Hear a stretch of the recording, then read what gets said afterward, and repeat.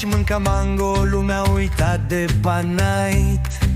Și avându-l pe vaca-i pace, problemele le abandonai.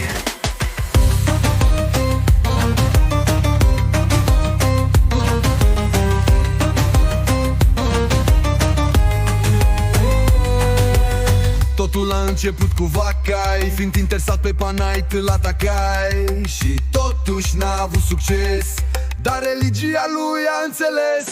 Și-a tăiat urechea, a avut frisoane, și-a luat kebab, pizza, l-a costat 10 coroane.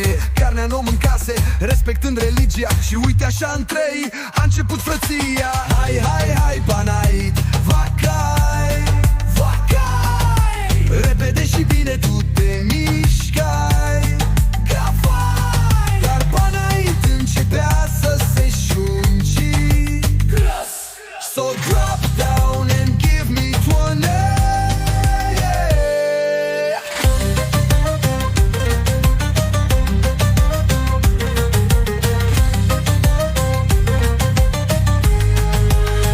O săptămână aveau, dar pentru ce se antrenau?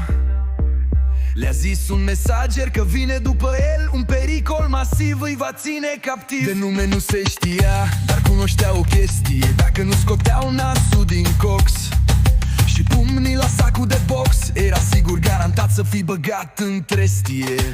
Hai, hai, hai, Panait, vaca-i, vaca-i, repede și bine tu te mișcai. Gavai, dar Panait începea să se șunci. Gras! So drop down and give me 20. Ok, la pullover să te închei, că mergem până în Antarctic la pinguin ponei. Și acum cu vaca-i și minionii lui, Panait a strâns puterea maximă a cubului. Muzică underground de boss battle, Panait în sfârșit își va vedea tatăl.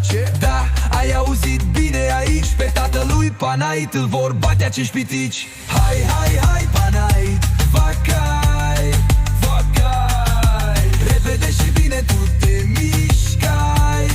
Gavai, dar Panait începea să se șunci. Gras! So drop down and give me 20.